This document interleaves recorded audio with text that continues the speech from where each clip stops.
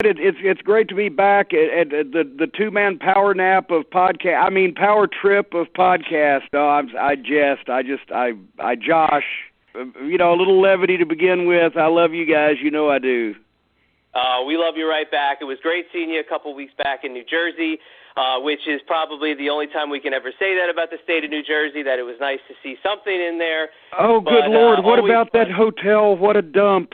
Oh, my God. I'm so glad to get back home here to the castle. I'm just actually staring out my back window now. We got a couple of, a mama deer and a couple of young, but not baby deer. They're a little bit bigger, but young deer have moved into the woods back of the guy's place next to me. So they come over into my backyard at the castle and they sun themselves. We've got some feed out for them. It's so relaxing, as opposed to New Jersey, wondering whether I'll be Tracy Morgan'd on the turnpike. Hey, yeah, your experience at what used to be, was it a Holiday Inn, or it used to be Crown Plaza? Now it's the Ramada. It used to be the Crown Plaza. Now it's the Ramada Plaza. I know because they had Ramada written on a sheet and tied with clothesline over the top of Crown on the front sign. But when I ordered the pizza, they said, "Where are you?" I said, "Depends on which sign you look at," because they haven't covered all of them up yet. It was a wonderful place. I spent a month there that weekend. Yeah, the Legends exactly. of the Ring is a fine show. Wonderful show. Enjoyed you guys. You gave me carpal tunnel syndrome with that one deal, John, but enjoyed seeing you guys, and Legends of the Ring is a great show. But don't stay in the hotel. Come in and come and go.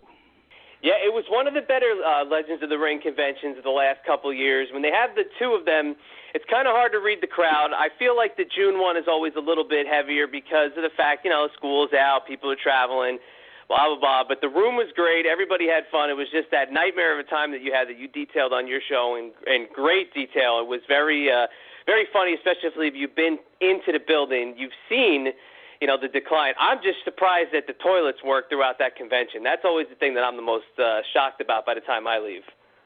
Well, I don't know about your, bowel habits or anything, so I really didn't have any trouble with the toilet. That may have been the only thing that worked in the whole place. But it's wonderful when I can get back home and say I've completed my annual trip to New Jersey. And what an eventful time it's been since you got home, and we'll get to that in just a second. But again, yeah, we talked to you after the Hall of Fame, and that was a lot of stuff going on there. I mean, it seemed like the next 3-4 weeks after WrestleMania, that's all everybody was talking about was the Table for Three that you filmed, and also your Hall of Fame appearance. And it seems like that Table for Three has just really kind of turned into one of the biggest wrestling stories of 2017, whether you guys intended that or not. And I know it was just a conversation. Actually, it was the second most watched program on the WWE Network that week, which I thought was good that the old guys can still come in and pop the number. Oh, that's awesome, because it just tells them, again, that that's what people want to see. They want to see a lot of the old-school talk, but it's you. I just wish that we were there for an hour and a half. They only showed 20 minutes of it. I would love, because it was stuffy hot in where we were shooting that thing, and if I'd have known they were only going to show 20 minutes, I'd have spoken quicker and wrapped up sooner. I was having fun. We were enjoying ourselves, my new best friend, Eric Bischoff, and I.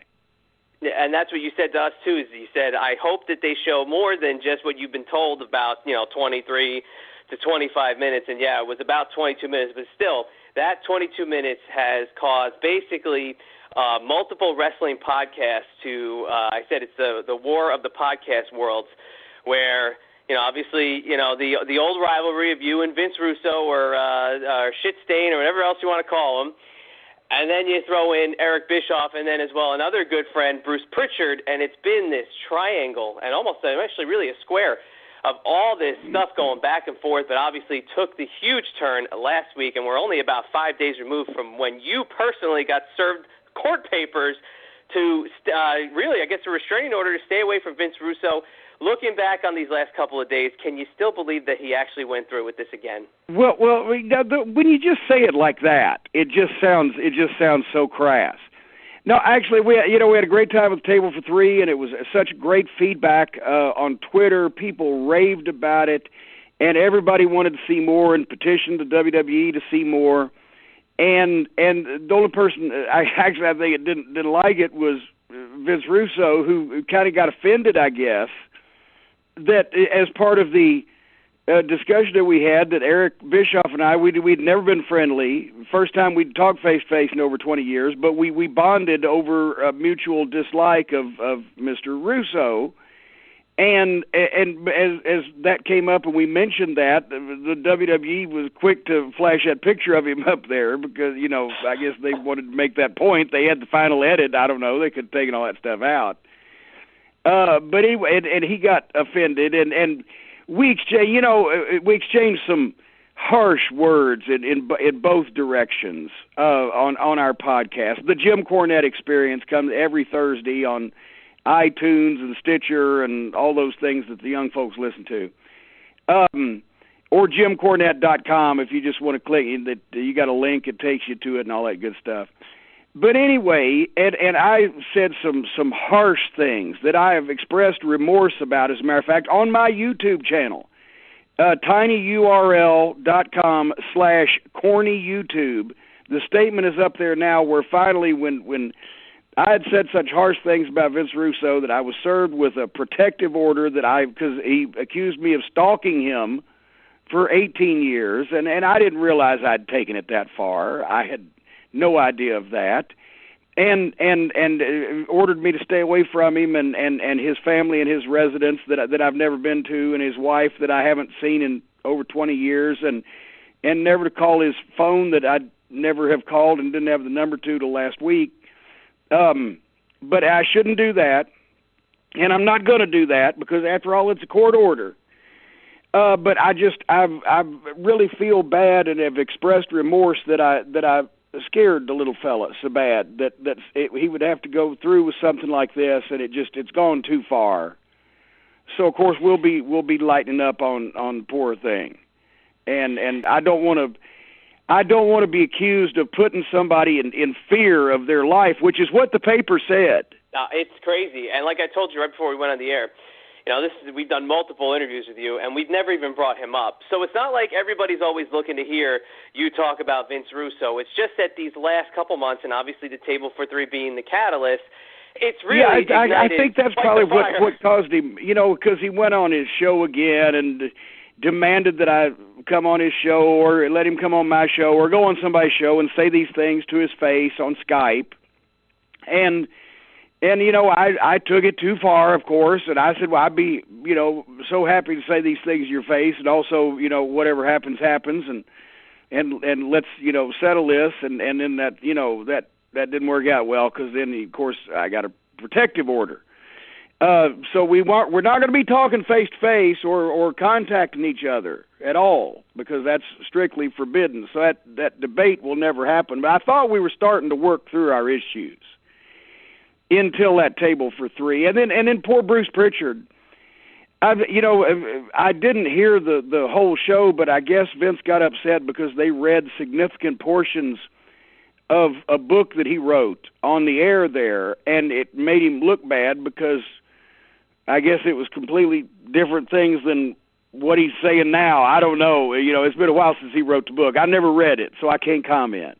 So he, I hope that Bruce certainly doesn't take anything too far like I did, and I've been suitably chastened for. And then, of course, Eric Bischoff had mentioned that he doesn't hate Vince Russo, that he takes him for what he is, and I believe that was a pathological liar was the quote, but I can't remember too because I just saw that secondhand. And we talked to Bruce Pritchard last week on the show, and, one of the things that he had talked about was not addressing the negativity. And, obviously he did a 3-hour show about Vince Russo and detailed the book and went over booking ideas and who took credit for what and blah, blah, blah, blah, blah. But what he took major offense to was that Russo went ahead and called him a pillhead, and he said he was an alcoholic, and obviously those are low blows that just don't need to be taken, whether or not he said he's addressed his drug issues in the past, but he said, I've never been an alcoholic, so that's a flat-out, misconception. So he said that was what bothered him the most, and of course, it's bad to see people go that low, but obviously, when you're fighting for your life. I just wish that Bruce hadn't done that, and hadn't have denied those things, because that basically is saying that Vince was lying about it. And when you say that, I'm afraid now that Vince is going to have to go to court again and get some kind of order against Bruce because you can't go around calling Vince Russo a liar. He does not take that well. And I don't think we should be smearing his reputation anymore because, after all, he's a fine, upstanding human being. He uses his left and right turn indicator in his car. And apparently, just every single major wrestling personality in probably the history of the world that he has ever worked with, it's like the scientists on global warming, 97% of them are so jealous of Vince and so upset at what he's accomplished that they lie and talk about how crooked and how much of a cheat and a con man and a scoundrel he is. And then he's going to have to spend a lot of time in court serving all these papers. So I wish we'd just stop impugning his integrity. Yeah, it's crazy, and my partner and I talk about it all the time because obviously the last 3 months we've had on Eric Bischoff, Bruce Pritchard, and Mr. James E. Cornette. So I don't know if we're necessarily going to be classified in the Russo camp, so to speak, but it's just crazy. Like I said, the war of the podcast world. It's like it's become this snowball rolling down the mountain. It's taken everybody along with it. Actually, I'm sitting right up here on the top of the hill myself, and it's warm. I haven't been snowballed at all. I'm enjoying actually here at the castle, hanging out, watching the deer. Got the deer in the backyard playing around. Just recently got some good news. The cult of Cornette is growing, increasing. They have power. I recently met my highly rated podcast and Son of a Gun. They came through for me, and I've just been chasing by these legal forms being delivered, and that's why it's a horrible feeling when you've scared some poor defenseless guy. I couldn't imagine. I take it on my conscience hard that Vince Russo was laying awake at night in his bed in his house in fear of me, and I'd never want to do something like that to some poor little fella like that again. Almost like that poor deer out in the backyard. They might be just as scared as easy. But let's kind of switch topics here and get off of that because, like I said, we haven't talked about Russo and you in the couple times you've been on with us, so I don't want to beat it home to death. But one thing that is just the general argument that always continues, it doesn't have to specifically be about Russo, but that's booking ideas, and that's people taking credit for I created this or you created that or, you said one word while we were talking about this concept. That's been going on forever in professional wrestling. But it seems like now it's the Attitude Era where everybody's taking credit for what. Do you think that that's something that we're going to see a lot of now in the next coming years because we all want, quote, the Attitude Era back? Oh, I certainly don't want the fucking Attitude Era back. Good God, that's what started this whole mess we've never recovered from. But no, here's the thing. In some cases, you can easily identify whose idea something was. In the old days of the territories, if somebody did something, it was either the booker's idea, the promoter's idea, or the talent that was involved, their idea, and they said, okay, do that. You could narrow it down. With Smoky Mountain Wrestling, for better or worse, most things were my idea, with some input from Kevin Sullivan and a few, Bob Armstrong and some, rock and roll, and the top guys. With the WWE or WWF at that time, whether it was the fellow that we were just talking about, or myself, or Bruce Pritchard, or Jim Ross, or Pat Patterson, or whoever was in creative, and then when they actually started hiring writers, for God's sake, whatever the fuck, I have no idea what instigated that. Everything, first of all, always was filtered through Vince. There were multiple people in the room, and sometimes even somebody who takes credit for an idea, okay, so-and-so is going to have a tag team partner. Well, what's his name? Well, if you name him, that doesn't mean you brought the tag team partner in. You just took what you were instructed to do and came up with something. A lot of people have input and suggestions, and sometimes I've had people tell me, so-and-so was your idea, And I say, I don't know. I have no knowledge of this. And they say, well, yeah, you mentioned something, and it made me think, and then I did blah, blah, blah. So the person whose idea it was sometimes doesn't even remember saying it to begin with.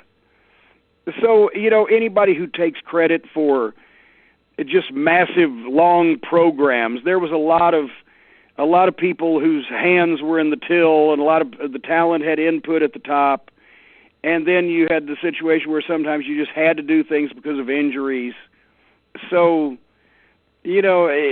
for the Attitude Era, and I don't know what the fuck was going on in WCW, but for the Attitude Era and the Monday Night Wars, almost nothing you saw was the idea of one single person from start to finish. And I say the Attitude Era back. Not that I want it back either, but that just seems like the fan base now, the kids that were watching as kids then, or they're now adults, they want the Attitude Era back. But here's an interesting question. What would you say the most egregious offense is in terms of people taking credit for one booking idea? Like, this guy takes credit for it, this guy takes credit for it, and this guy takes credit for it. It's a hodgepodge of everybody claiming ownership of one gimmick or one storyline.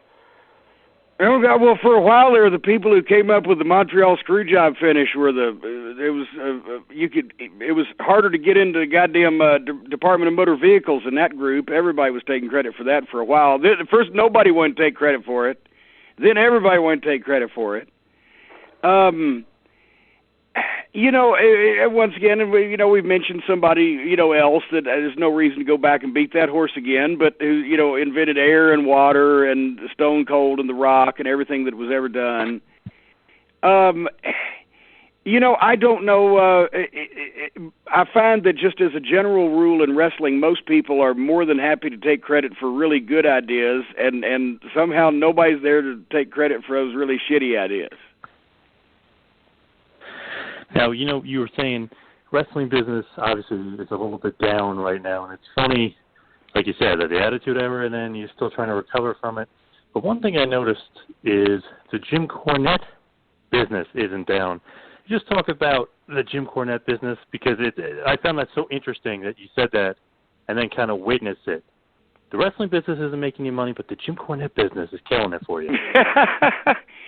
Well, and here are several reasons for that.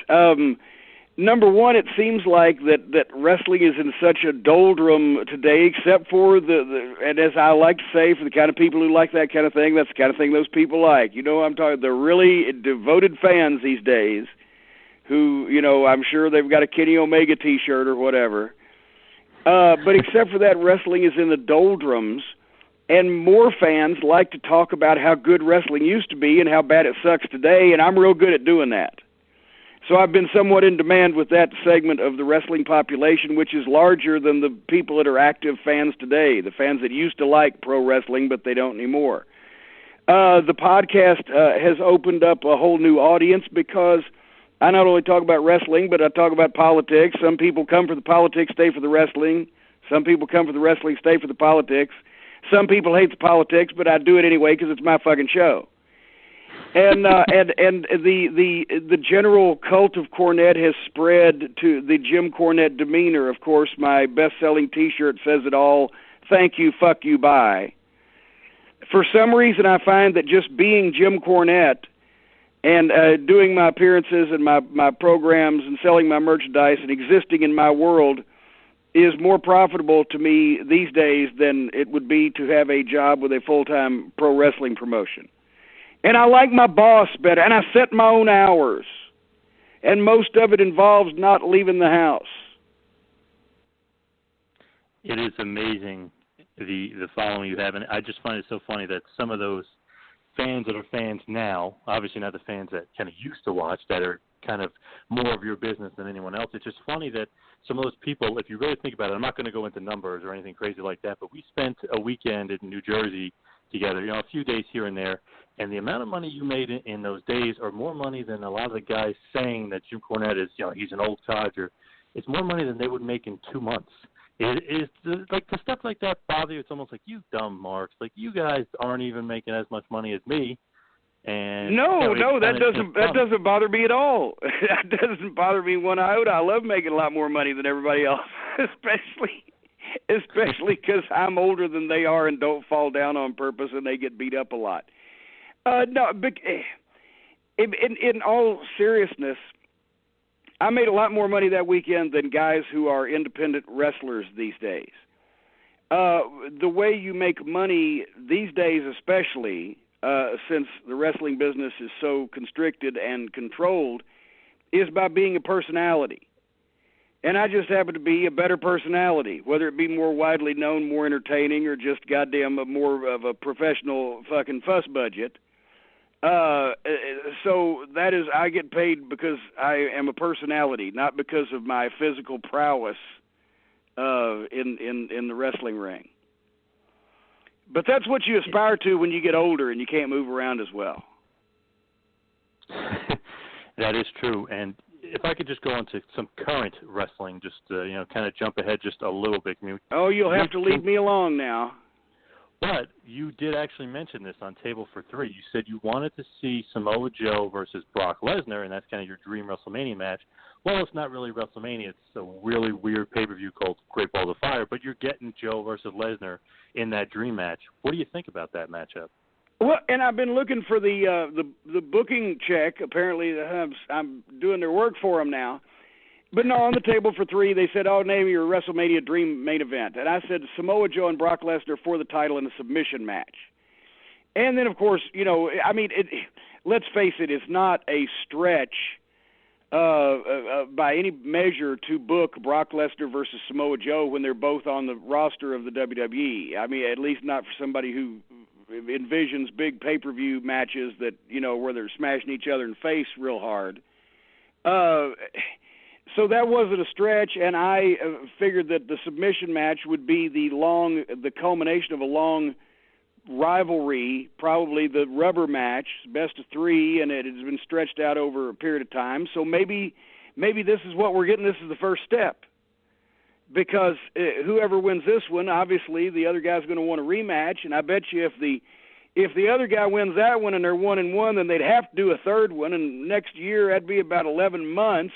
So maybe they are doing my idea after all. Now, what about Joe and Lesnar makes you want that to be a dream match? I mean, so many fans definitely agree with you. I definitely agree with you. But what do you take away from Brock, and what do you take away from Samoa Joe? Well, everybody knows and believes that Brock Lesnar is the only real guy in the WWE. Because he's one of the only real ones, but he's the only one allowed to be perpetrated and portrayed as the real guy. And he's a badass, and he's former UFC champion, and et cetera. And if you look up and down the roster, the guy that it would seem to me would draw the money to face Brock Lesnar and also to build a name for the future rather than going back to, for all respect to Goldberg, rather than going to the 50-year-olds, let's go to the next generation. Up and down the roster, it's Samoa Joe, and my God, what a badass he is, and he's a great athlete. And I've watched him do the same thing with Kurt Angle in TNA, and it's the only time they bought a TNA pay-per-view. A TNA pay-per-view actually did like 40,000 buys or whatever. It's the only successful pay-per-view they ever had. And then when the other guy figured out that Dutch Mantel had an idea by just letting them, promote the match, then he took over and they were doing angles every week, and it didn't mean. But at any rate, I would have to say something like that is not that hard to figure out if you want to have an attraction that you can appeal to the wrestling audience and potentially to the UFC audience, or just anybody wants to see two bad guys butt heads and fight. It is definitely a dream match, and to have it start at such a weird pay-per-view, kind of a throwaway July pay-per-view before SummerSlam, and have it called Great Balls of Fire, like the great Jerry Lee Lewis, is a little bit weird. What do you think about that name? Oh, well, goodness gracious. I love it. I'd love to hear the story of the genesis of that someday from somebody that was in the office when Vince heard the song on the radio or whatever. I don't know. I did hear that Lawler's attorney actually also represents Jerry Lee Lewis, and they had called Lawler and said, hey, who do we call in the WWE to sue about our song? And he put them together, and they licensed it for old Jerry Lee. So that was a good thing. Hey, somebody thought that was a great name somewhere, and I'm sure sooner or later we'll find out who that was. Now, have you ever had an instance where you worked for Vince and he would hear maybe an old song or something so like out of tune and out of touch that you were just like, no, we can't use that, but he'll attempt to use it, whether it be an angle or a wrestler? Actually, I don't remember Vince McMahon ever. I'd never seen him watch television. I've never heard him listen to the radio. In the limousine, he's either talking about business or he's on the phone talking about business. He did have a fairly good knowledge of 70s television. I do remember that, and he can be contagious. Because when Too Cold Scorpio had to be Flash Funk for whatever reason, and he was good. The Dancing Girls, the Funkettes, and the whole 9 yards. The only time I ever liked the gimmick was the first night they had no music, so they let me play my Rick James tape I had in the car, and he came out to Love Gun. It actually had some oomph to it. But then they Barry Whited him out or whatever the fuck, and Rick James could actually anyway. At one point, we were actually talking about ideas, and they called Isabel Sanford, who played Aunt Esther on Sanford and Son, to see if she would come in and make an appearance as Flash Funk's aunt on a pay-per-view. This is how far it would fucking go, and you would just follow down the rabbit hole with him when he'd have these ideas, and it would lead to something else. And you're when he pitches, well, could Aunt Esther be in goddamn Flash Funk's corner, right? Well, then you start thinking, because it's the boss, he's the most powerful man in wrestling. You're sitting there at his kitchen table. You're trying to think of ways for Aunt Esther to be used, and then you realize you go home and you're like, "What the fuck? I was in on this." I mean, it was bizarre. It's amazing, some of the stuff, and then even more recently, he supposedly was writing about a year ago, so he was writing Roman Reigns' promos, and he had him saying "suffering succotash" as well. I mean, so you get stuff like that. Did somebody say that Vince McMahon told this guy to say "suffering succotash"? That's the big rumor. God damn. Well, I don't even know if the Vince McMahon I knew 20 years ago would have made his top babyface say "suffering succotash."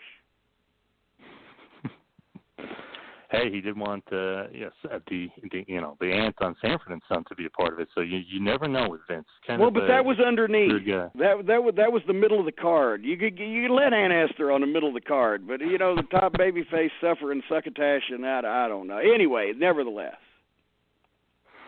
Now, when you're in kind of a booking meeting with Vince, do you ever say I kind of go against the grain and like, hey, Vince, come on, this is an awful idea, or you kind of just roll the punches and kind of see what good you can make out of it?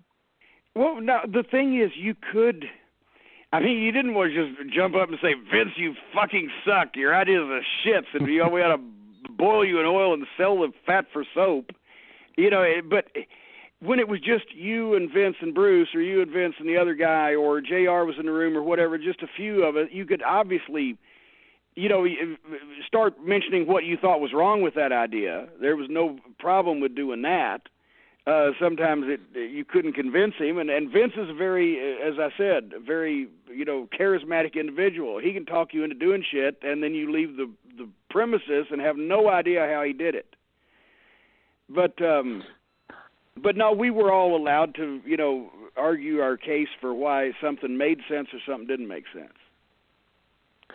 Now, I know we're a little bit pressed for time, so as I wind it down here, there's so many good things, and great stories from you. I mean, for anything on our show, you're basically like our number one go-to guy, whether it be YouTube, whether it be downloads. It's almost like we have anything involving Jim Cornette. Even if somebody's talking about you, you always are like our number one guy, or like I'm a safe subject. It's going to be somehow entertaining.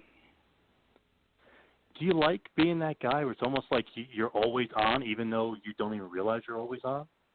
I've had so many people tell me, and I would never do this. I'm not going to be on a reality TV show, but I've had so many people tell me, my friends, when they call me up, well, What are you doing? Well, I just got these goddamn mice in my crawl space, or whatever. And the adventures of Star Maker Bolin and his clan on the periphery of my universe over here. A lot of people say that's why they like the experience, because we don't do bits, really, made up shit. We just talk about what really happens to us. And it's to say, I wouldn't be on a reality TV show because I could not stand people in my house. It would drive me insane. I'd throw them off the fucking deck. But I've had people tell me that I should just have a camera follow me around. I don't try to be on. I like to be calm and relaxed, sitting in the TV room, reading a book, watching the big screen. But often my interaction with the outside world is somehow noteworthy in some respect or another. Just because I'm cranky and don't have a lot of patience. Well, you're the man to us. I mean, you've been so great to us, and even away from the show personally, you've been great to us. And I got an awesome Midnight Express scrapbook from you, and I got a question. Is that thing ever going to be re-released to the public, or do I have an awesome, rare relic on my hand? Right now you have an awesome rare relic, and it's only because I've had to, obviously with all that color and slick paper and et cetera, I had to get thousands up front. And selling out the print run, I've got a choice. Well, do I do that again? And yes, a lot of people would jump on it right at the start, but how long would I have them versus I need a place to store the next book that I'm coming out with. And I've got videos that I'm working on all summer for the website, jimcornette.com, and some other things that are going to be released for the Christmas season. And it just, maybe at some point. But I'm only one man. I can only disseminate so much knowledge and education at the same time. Hey, I got you on that. But as I'm looking through that scrapbook, which is literally wrestling gold, I mean, it's awesome. You got Rock and Roll Express, I see in there. I see the Fantastics. You see a bunch of these awesome, it just reminds you of these awesome feuds that the Midnight Express had. Who do you think, if you really think about it, would it be Rock and Roll Express? Who's the best feud for the Midnights? Or would it even be like the Fantastics or another team like that? Oh, God. Well, I mean, the Rock and Roll Express and the Midnight are inextricably linked. It was the biggest box office tag team attraction of the 80s. It inspired guys to be wrestlers that are still in the ring today when they saw those guys work. We set attendance records. The matches with the Fantastics were as good, if not better. And they tore down the house, but they came after the Rock and Roll. So, the matches with the Road Warriors were classics. Nothing can match up to just the level of the Rock and Roll rivalry. But even Tully Blanchard and Arn Anderson, our short series with the Horsemen, those did tremendous gates, and they were great matches. And that's one of the biggest professional regrets I have, is that we weren't allowed to, because Tully and Arn left in the middle of it and went to the WWF after we'd been together for about 6 weeks. We had another 9 months left in it, and it would have been great business. So I regret we didn't get a chance to do that. But if you talk about our doppelgangers, it's the Rock and Roll. What an amazing feud. And one of those things where if you watch it today, it holds up very, very well. I know a guy that you've kind of had a little bit of an off and on again relationship with, Dave Meltzer, says you don't go by that it holds up well. Well, now, wait a minute. Dave and I aren't off and on. He's on my show this week, as a matter of fact, coming up. He just says, what I told you, I've mentioned that weed's legal in California a couple of times, that he likes some of these guys, but. Well, he his thing is you don't really say it doesn't hold up, but I like to do that. You watch current wrestling and then you watch the old stuff and like, wow, this Midnight Express, Rock Roll Express is better than any tag wrestling I've seen in many, many years. You kind of agree with that, the holding up statement? I think I have found from going to comic conventions and big memorabilia shows, not just a wrestling crowd and not a current wrestling crowd, that I have so many people come up and they say that younger fans can go back and watch the old stuff on YouTube and they can get into it because of the crowd and because of the fact that it looks so much more real for whatever reason. Imagine that. And they can get into the older stuff even though they're younger fans, but the older fans that grew up on that can't get into today's stuff. It just hurts their feelings. I think that's the older stuff. A lot of the old stuff doesn't hold up, especially depending on who the audience is. For people who want to see this video game wrestling stuff, they're not going to enjoy probably 70s, NWA Florida, real technical on the mat type of thing, whatever. But for pro wrestling fans that grew up in those days with pro wrestling, they like the old stuff. They don't like the new stuff. But a lot of younger fans can't get into the older stuff because it just looks it looks more legitimate, and the fans are going crazy. Going crazy, without a doubt. And we do have to wrap it up here, Jim, but I just have one more question here before we get to the big plug-a-rooney. And that is, watching you at Legends in the Ring, I had to bring this up before we let you off the line. And I got to look over and see you at the table, and I saw a lot of the guys from OVW that were over with you and were kind of, just coming over to say hello. And at one point, I looked over, and there was about 3 or 4 guys. It was the tail end of the show. Was kind of starting to, it was ending. But these guys made their way over to you. I saw as our good buddy Kevin Fertig. He was 7 in OVW, and then you saw the Spirit Squad, Kenny and Mike Mondo were over there, and you kind of get to see that they're back and they're smiling and they're over there with you. But you saw them before they got anywhere. You saw them when they were coming in. You saw them when they were green. You saw them go off and do whatever. Is being back in that moment with them when they're now established, when they've either finished their career or they're just back on TV, do you kind of take a step back and say, wow, I knew these guys, when they were nothing, and now here they are. We're all at this convention. We're meeting fans. And, 12 years ago we were in Louisville, Kentucky, and we were just getting these guys started. Oh my God! And it was longer than that. But now, don't say I knew them when they were nothing, because no, they were great kids to begin with. Is why they got as far as they got. But yeah, I always have fun seeing the OVW guys, and for some of them it's bittersweet because I think, wow, if they'd actually had legitimate, serious gimmicks and it didn't trip over the bad booking, as somebody once said, they could have gone. Their futures could have been so much brighter in some cases. But I like seeing all those guys because they worked hard for my company. They worked hard for our television.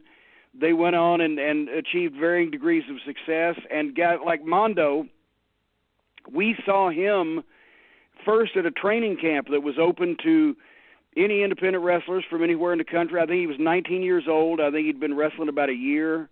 He trained in New York. And he came down, and from the first time we saw him at camp, we invited him. That's the only way you could come to OVW in those days, was to be invited to be a student, and because we had more than we could handle. But we asked him to come down and be a student. He did. He moved down here to Louisville.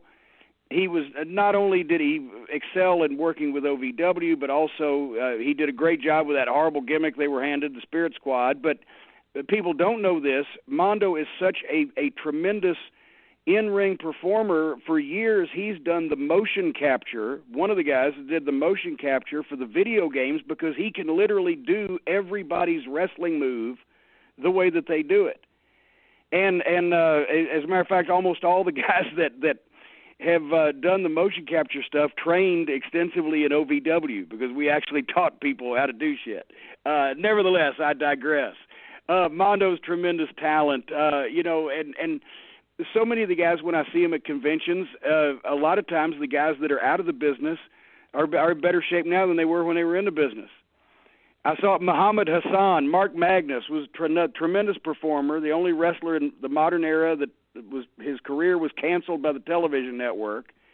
So they shot him in the foot just right off the bat, but he would have been a tremendous talent. But he was in better physical shape now that he's a teacher and doing other things than he was in the ring. So I like it when I see the guys and they've done well, regardless whether it's wrestling or something else.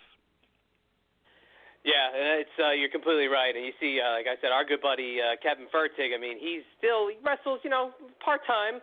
Yeah, maybe part time. He was in tremendous shape. He cracked my back for me. He's still got giant arms.